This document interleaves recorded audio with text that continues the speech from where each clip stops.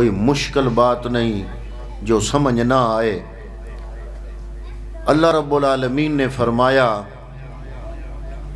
وَلَوْ أَنَّهُمْ إِذْ ظَلَمُوا أَنفُسَهُمْ جَاءُوكَ، اگر اپنی جانوں پہ ظلم کر چکے ہو، رب کو ناراض کر چکے ہو، پریشان ہونے کی ضرورت نہیں، میں رب حل بتا رہا ہوں۔ یا اللہ کیا حل ہے؟ فرمایا وَلَوْ أَنَّهُمْ إِذْ ظَلَمُوا أَنفُسَهُمْ، اگر اپنی جانوں پر ظلم کر چکے ہو، لگاتار مسلسل گناہ کر کر کے، گناہوں پر اصرار کر کر کے اگر اپنی جانوں پہ ظلم کر چکے ہو، پریشان ہونے کی ضرورت نہیں، میں رب العالمین رب ہو کے ایک ایسا در بتا رہا ہوں، اگر وہاں چلے جاؤ گے تو اللہ رب العالمین تم پہ کرم نوازی فرما دے گا۔ فرمایا وَلَوْ أَنَّهُمْ إِذْ ظَلَمُوا أَنفُسَهُمْ، اگر اپنی جانوں پہ ظلم کر چکے ہو، جاءوکَ، اے میرے محبوب تیرے پاس آ جائیں، فَاسْتَغْفَرُ اللَّهَ، آئیں تیرے پاس دعا رب سے مانگیں۔ دو کام بتائے، ایک کام یہ ہے کہ آؤ نبی کے پاس۔ حضرات محترم، نبی کے پاس جانے کا مطلب یہ نہیں کہ ویزا کراؤ، ٹکٹ لو ہوائی جہاز کا اور سر پر روضہ رسول پہ جاؤ۔ جو جا سکتے ہیں بے شک جائیں، لیکن جاؤکا کا مطلب یہی ہے جو محترم جناب محمد امتیاز صاحب نے کام کیا کہ سب کو اکٹھا کیا، یہ سارا اہتمام کیا اور جاؤکا اپنے نبی کے یاد کی محفل سجائی۔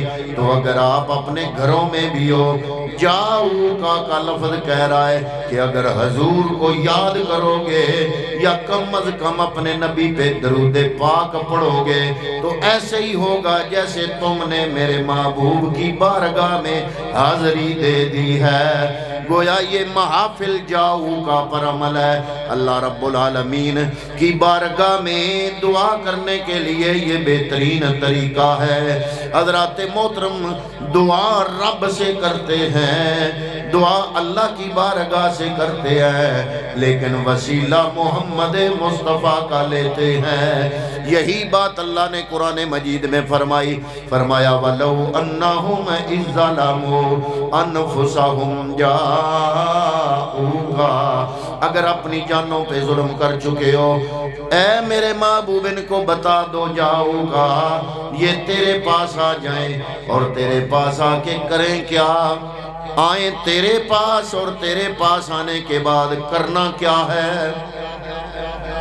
فرمایا فَاسْتَغْفَرُ اللَّهَ، آنا نبی کے پاس ہے، دعا رب سے کرنی ہے، جانا اللہ کے نیک بندے کے دربار پر ہے، لیکن دعا اللہ سے کرنی ہے۔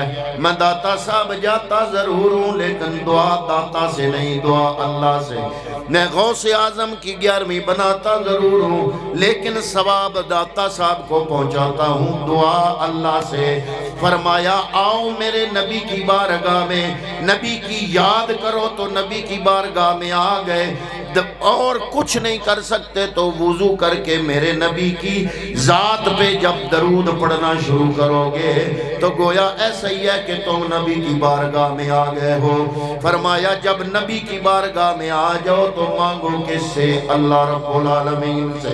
ہمارے سنت والجماعت کا یہی نظریہ ہے، ہم نبی کی یاد کرتے ہیں، میلاد نبی کا مناتے ہیں، نبی کی یاد کر کے، حضور کی ثنا خوانی کر کے، ذکر مصطفیٰ کر کے دعا رب سے کرتے ہیں۔ حضرات محترم وہی طریقہ جو میرے نبی نے دعا کے لیے بتایا، فرمایا جب اللہ سے دعا مانگنی ہو رب کا تھوڑا سا ذکر کر لو، پھر مجھ محمد پہ درود پڑھ لو، پھر جو بھی دعا رب سے مانگو گے اللہ رب العالمین تو ہماری ہر دعا اپنی بارگاہ میں قبول فرمائے گا۔ یہی قانون سامنے رکھ کر آپ کا نماز جنازہ بنایا گیا۔ حضرات محترم جنازے کی جو نماز ہے اس کی جو ترتیب ہے اسی اصول کے لیے ہے۔ پہلی تکبیر کے بعد آپ ثنا پڑھتے ہو، دوسری تکبیر کے بعد محمد عربی پہ کیا کرتے ہو؟ درود پڑھتے ہو۔ حضرات محترم میت کس کی ہے؟ میت ہماری اپنی ہے، ہمارے محلے کا کوئی مسلمان، ہماری برادری کا کوئی مسلمان، ہمارے رشتہ داروں میں سے کوئی مسلمان فوت ہوا، میت اس کی سامنے پڑی ہے اور درود ہم محمد مصطفیٰ پہ پڑھ رہے ہیں۔ میرے نبی نے نماز جنازہ کا طریقہ جو بتایا وہ اسی لیے۔ پہلی تکبیر 4 تکبیریں آپ پڑھتے ہیں، پہلی تکبیر پہ ثنا پڑھتے ہیں اللہ کی حمد، دوسری تکبیر پہ درود پڑھتے ہیں، تیسری تکبیر پہ پھر اس میت کے لیے دعا کی جاتی ہے۔ کیوں؟ ہم تو گناہگار ہیں، سیاہکار ہیں، ڈائریکٹ رب سے کہیں کرم نوازی فرما، وہ بے نیاز ہے، مانے نہ مانے ہم انداز وہ اپناتے ہیں جو رب کو پسند ہے۔ پہلے اللہ کی ثنا کی جاتی ہے، جیسے اس محفل پاک کی پہلے تلاوت کلام پاک ہوئی، پھر محمد عربی کا نام لیا جاتا ہے، حضور پہ درود پڑھا جاتا ہے، حضور کا ذکر کیا جاتا ہے، پھر محفل میلاد کے آخر میں اللہ رب العالمین سے اس گھر کے برکت کے لیے دعا کی جاتی ہے۔ اللہ رب العالمین نے فرمایا یہ طریقہ مجھے پسند ہے۔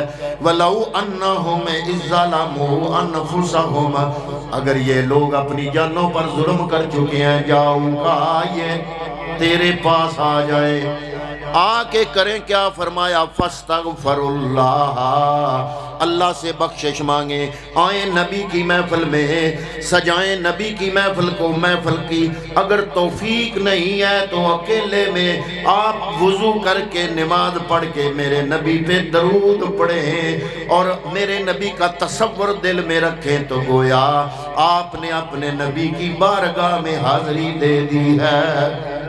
فَاسْتَغْفِرُوا اللَّهَ، بخشش مانگو اللہ سے، یا اللہ یہ 2 کام کرنے سے کیا ہماری بخشش ہو جائے گی؟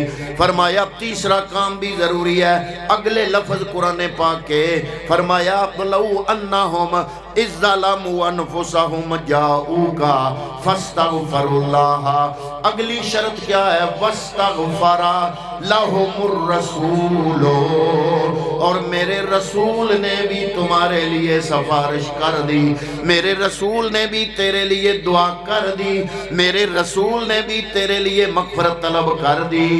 یا اللہ کیا ملے گا؟ فرمایا لَوَجَدُ اللَّهَ، تو تم اللہ کو پالو گے۔ لوگ پوچھتے ہیں نبی کی محفل میں کیا ملتا ہے؟ میں نے کہا دنیا کی نعمتیں تو بڑی ہیچ ہیں، اللہ کا قرآن کہتا ہے لَوَجَدُ اللَّهَ، محفل نبی کی ہوتی ہے، لَوَجَدُ اللَّهَ، مل اللہ جاتا ہے، لیکن یا اللہ تو کیسا ملتا ہے؟ قہار بھی بن جاتے ہو، جبار بھی بن جاتے ہو، یا اللہ تمہاری 99 صفات بلکہ اس سے بھی زیادہ صفات ہیں، 99 نام ہیں، ہر نام کسی نہ کسی صفت کا نام ہے، یا اللہ کیسے بن کے ملتے ہو؟ فرمایا ویسے تو میری ساری صفتیں ہیں، میں کبھی غفور ہوں، کبھی رحیم ہوں، کبھی رحمان ہوں، کبھی کوئی صفت کبھی کوئی صفت، کبھی قہار بن جاتا ہوں، کبھی جبار بن جاتا ہوں، لیکن میرا یہ وعدہ ہے اگر محمد مصطفیٰ کی وسیلے سے تو اگر میری بارگاہ میں آیا تو میرا وعدہ ہے کہ قہار جبار نہیں بلکہ لَوَجَدُ اللَّهَ تواب الرحیمہ، میں رب العالمین تیرے لیے تواب اور رحیم بن جاؤں گا۔ فرمایا میرا وعدہ ہے کہ میں صرف رب نہیں رہوں گا، صرف قہار جبار نہیں بلکہ محبوب کی نسبت سے میں تواب بن جاؤں گا، میں رحیم بن جاؤں گا۔ تو یہ ہے اللہ رب العالمین کی رحمت کو آواز دینے کا بہترین طریقہ۔ میں کل بھی ایک جگہ عرض کر رہا تھا کہ پورے قرآن میں الحمد کی الف لام سے لے کر ناس کی شین تک پورے قرآن میں میرے رب نے یا ایوہ الناس، اس کا مطلب ہے اے لوگو۔ یا ایوہ الناس کا لفظ پورے قرآن میں میرے رب نے 20 مرتبہ بیان کیا ہے۔ یا ایوہ الناس کا لفظ پورے قرآن میں 20 مرتبہ آیا ہے، 10 مرتبہ مکے میں آیا ہے اور 10 مرتبہ مدینے میں آیا ہے۔ حضور کے ہجرت کرنے سے پہلے جو قرآن نازل ہوا ہے تو اللہ کا کلام پر حضور کی وجہ سے وہ مکی بن گیا، ان صورتوں کے اوپر لکھا ہوا ہے مکی، اور ہجرت کے بعد جو اللہ نے قرآن نازل فرمایا ان صورتوں کے اوپر لکھا ہوا ہے مدنی۔ آدھا قرآن مکی ہو گیا، آدھا قرآن مدنی ہو گیا، لیکن یا ایوہ الناس جس کا معنی ہے اے لوگو، اللہ تعالیٰ نے قرآن مجید میں 20 مرتبہ استعمال فرمایا، 10 مرتبہ مکے میں بولا، 10 مرتبہ مدینے میں بولا، اور ایک لفظ ہے قرآن مجید میں یا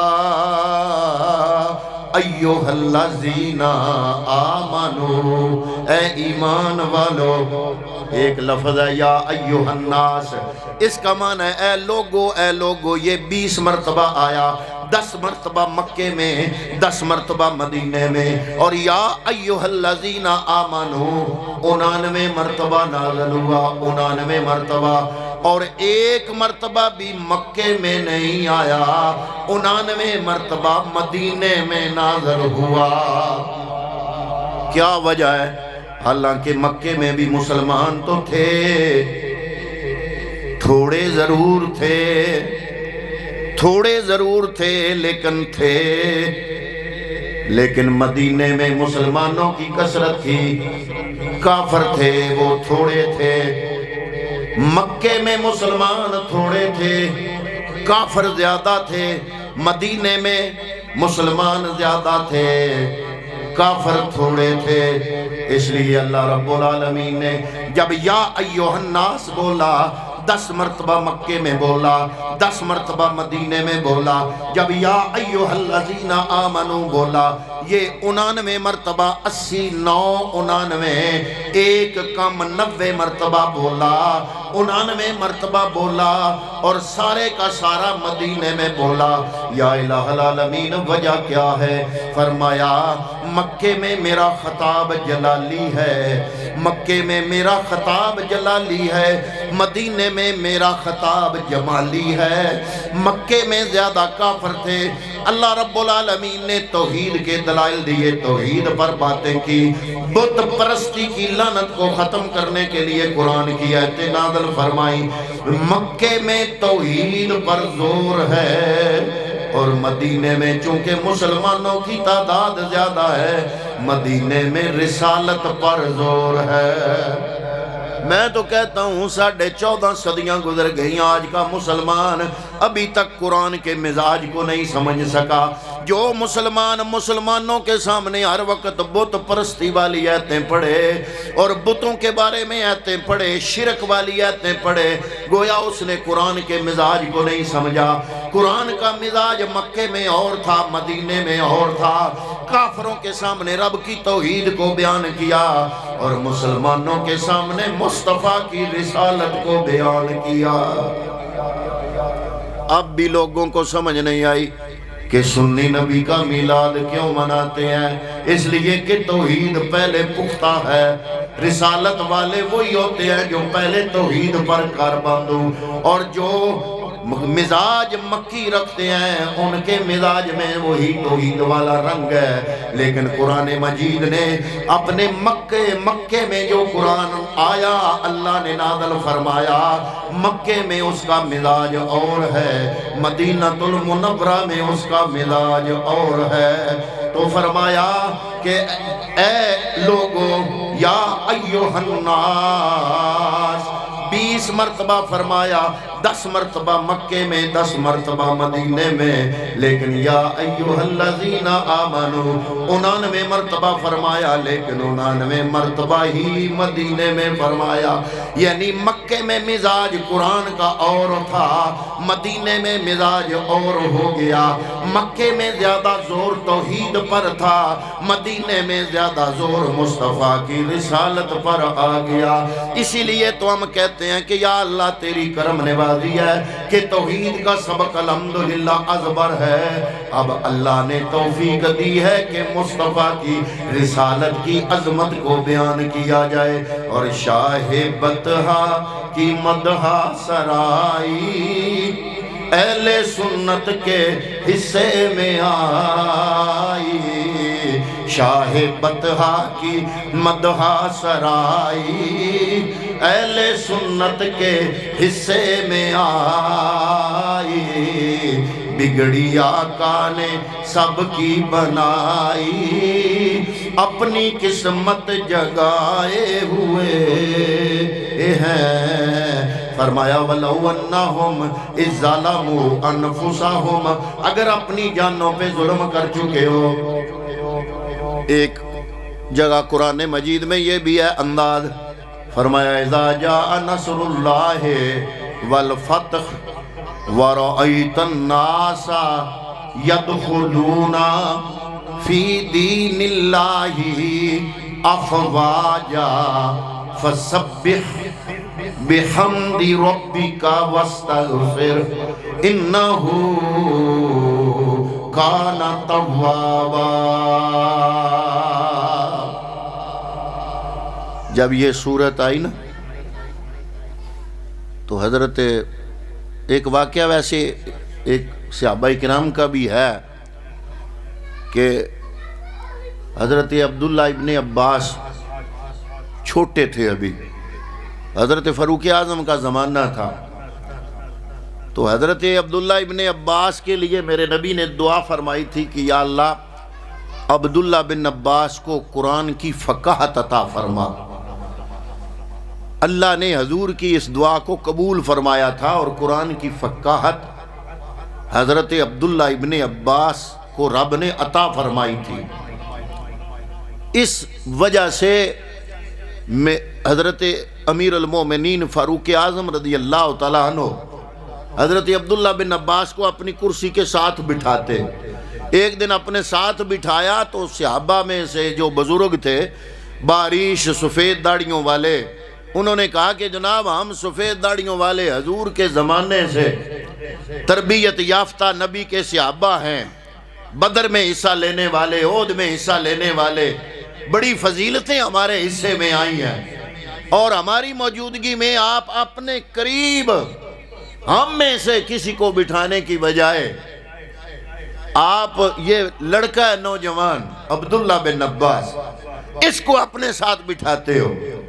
تو حضرت امیر المومنین فاروق اعظم نے ایک سوال فرمایا، آپ نے پوچھا ہے لوگوں بتاؤ اذا جاء نصر اللہ والفتح ورأيت الناس يدخلون في دين الله افواجا فسبح بحمد ربك واستغفر انه كان توابا، یہ سورت کیوں نازل ہوئی؟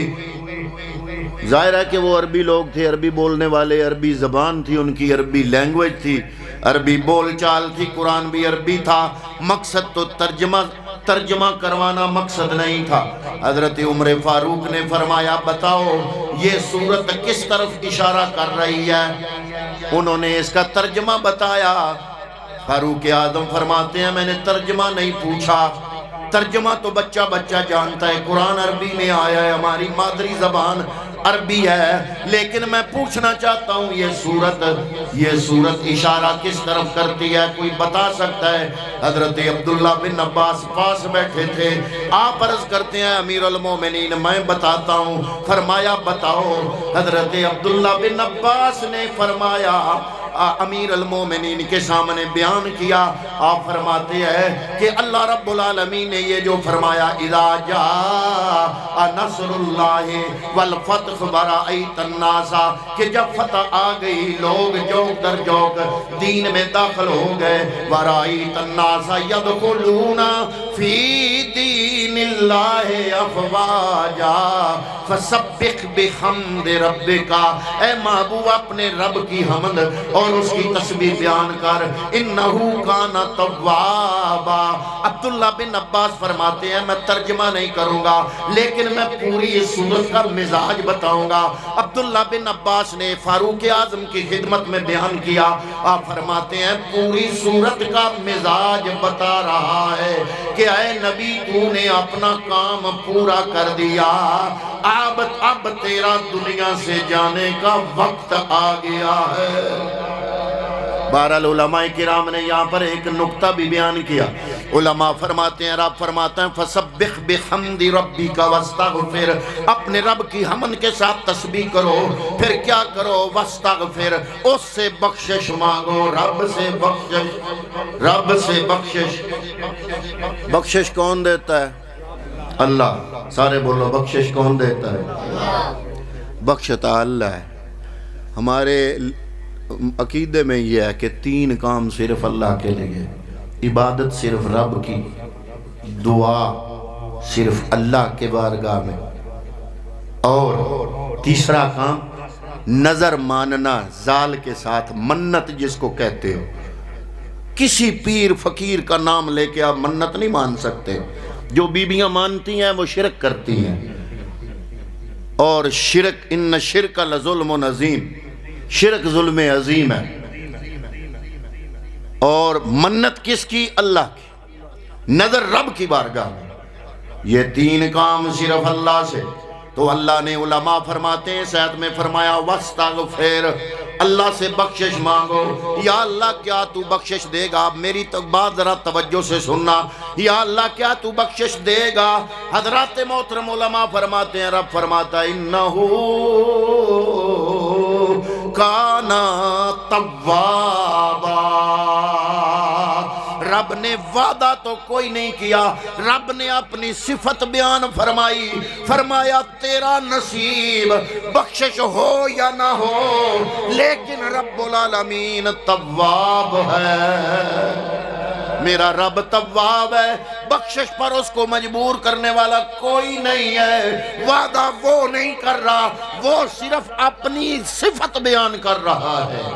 وہاں پر تو یہ معاملہ، اور یہاں پر کیا معاملہ ہے؟ فرمایا اگر تم آ گئے میرے نبی کے پاس، وَلَوْ أَنَّهُمْ إِذْ ظَلَمُوا أَنفُسَهُمْ جَاءُوكَ، اے نبی تیرے پاس آ جائیں، فَاسْتَغْفَرُوا اللَّهَ، بخشش مانگے اللہ سے، وَاسْتَغْفَرَ لَهُمُ الرَّسُولُ، میرا رسول بھی ان کے لیے ہاتھ اٹھا دے، یا اللہ پھر کیا ہے؟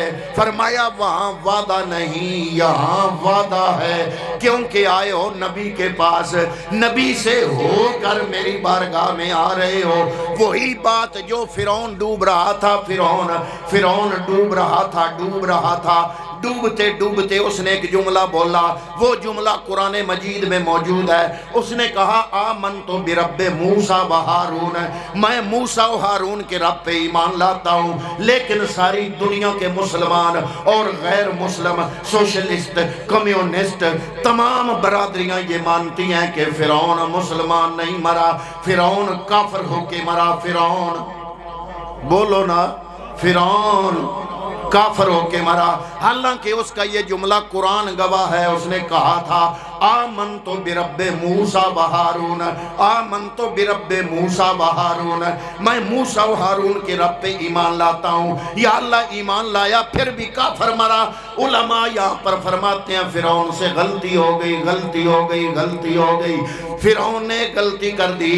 اگر وہ کہتا آمنت بموسیٰ و برب موسیٰ، آمنت بموسیٰ، آمنت بموسیٰ و برب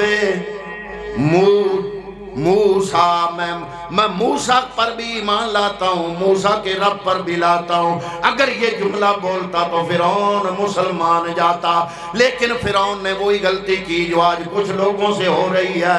وہ نبی کو اتنا اہمیت نہیں دیتے، ڈائریکٹ پہنچنے کی کوشش کرتے ہیں۔ حضرات محترم، دیتا خدا ہے، پیغمبر کے واسطے سے دیتا ہے، رزق دیتا ہے تو نبی کے واسطے سے، علم دیتا ہے تو نبی کے واسطے سے، ایمان دیتا ہے تو نبی کے واسطے سے، قرآن دیتا ہے تو نبی کے واسطے سے، اپنا عرفان دیتا ہے تو نبی کے واسطے سے۔ اگر نبی ہٹا دو گے تو رب العالمین کو مانو گے۔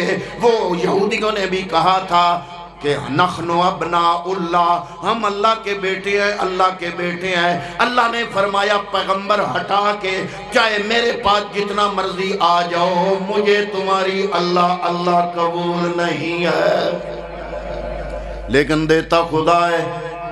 صدقہ مصطفیٰ کا میرے امام اہل سنت نے بتا دیا، فرمایا رب ہے موتی، مین توئے موتی میں نے عطا کرنے والا، رب ہے موتی، یہ ہے قاسم، رزق اس کا ہے، کھلاتے یہ ہیں، بخشش اس کی، صدقہ ان کا۔ امام احمد رضا خان بریلوی رحمت اللہ تعالیٰ علیہ، بخشش اس کی، صدقہ ان کا، دیتا وہ ہے، دلاتے یہ ہیں۔ جب حضرت موسیٰ علیہ السلام کی قوم جب پیاسی تھی تو حضرت موسیٰ کے پاس آئی، کہتی ہے ہمیں پانی چاہیے، پانی چاہیے، ہمیں پانی چاہیے، پانی عطا فرمائے۔ حضرت محترمہ، حضرت موسیٰ نے رب سے عرض کی، یا اللہ یہ پانی مانگ رہی ہے۔ اللہ نے فرمایا اے موسیٰ عصا تم مارو، 12 چشمے میں رب جاری کروں گا۔ کیوں؟ رب کو پسند آیا کہ بات ہی ٹھیک ہے، مخلوق نبی سے مانگے، نبی خدا سے مانگے۔ وہ طریقے سے آئے، انہوں نے کہا کہ ہمیں پانی چاہیے، رب نے بھی پانی دیا، عجیب پانی دیا، عجیب پانی دیا۔ انہوں نے بھی کہا کہ اللہ نے فرمایا اے کلیم اللہ، عصا مارنا تیرا کام ہے۔ فَانْفَجَرَتْ مِنْ حُسْنَتَا عَشَرَةَ عَيْنًا قَدْ عَلِمَ كُلُّ أُنَاسٍ مَشْرَبَهُمْ۔ حضرت کلیم اللہ کے عصا مارنے سے زمین سے 12 چشمے پھوٹ نکلے۔ اور ادھر بھی ہم نے منظر دیکھا کہ لشکر ہے، پانی ختم ہو گیا چھاگلوں میں۔ صحابی رسول حضور کی بارگاہ میں آئے، عرض کیا یا رسول اللہ پانی ختم ہو گیا، لشکر پیاسا ہے، کرم نوازی فرمائیں۔ صحابہ کس سے مانگ رہے ہیں؟ تسی آکھو بازی اپنے حساب اچھا سان کی پتہ تو کی پوچھے ہے ساڑھے گڑو۔ حضرات محترم، صحابہ نے کس سے پانی مانگا؟ نبی سے۔ نبی نے بھی فتویٰ نہیں لگایا کہ تم نے ابھی میں نے شرک صاف کیا، پھر شرک میں ملوث ہو گئے ہو، پانی مجھ سے مانگ رہے ہو، رب سے مانگو۔ انہوں نے نبی سے مانگا، نبی سے، یا رسول اللہ پانی، لشکر پیاسا ہے۔ میرے نبی نے بلال کو فرمایا بلال جاؤ، ایک پیالے میں یہ جتنی چمڑے کی چھاگلیں ہیں ان کو نچوڑو، ہو سکتا ہے کسی میں سے 1 قطرہ، کسی میں سے 2 قطرے، کسی میں سے 4 قطرے، جو بھی پانی ملتا ہے لے کے آؤ۔ حضرات محترم، چھاگلوں کو نچوڑا گیا تو پیالے کے تہ میں، نیچے تہ میں، پیندے میں تھوڑا سا پانی آ گیا۔ وہ پیالہ لے کر حضور کی بارگاہ میں آ گئے، میرے نبی نے اپنا دست مبارک اس میں رکھا، پیالہ لبا بھر گیا۔ بخاری شریف کی حدیث پاک ہے، پیالہ لبا بھر گیا۔ حضرات محترم، میرے نبی نے فرمایا صحابہ کرام کو ایک ایک کر کے آتے جاؤ، پانی پیتے جاؤ۔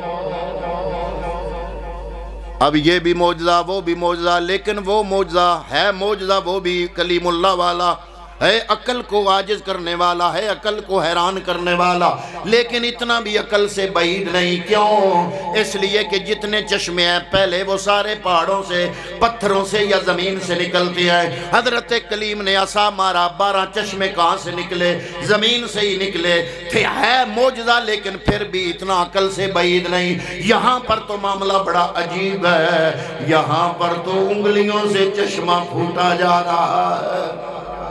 رب ہے موتی یہ ہے قاسم، رزق اس کا ہے کھلاتے یہ ہیں، بخشش اس کی صدقہ ان کا، بخشش اس کی صدقہ ان کا، دیتا وہ ہے دلاتے یہ ہیں، کسر دنا تک کس کی رسائی، جاتے یہ ہیں آتے یہ ہیں، انا آتینا کل کوثر، انا آتینا کل کوثر، ساری کثرت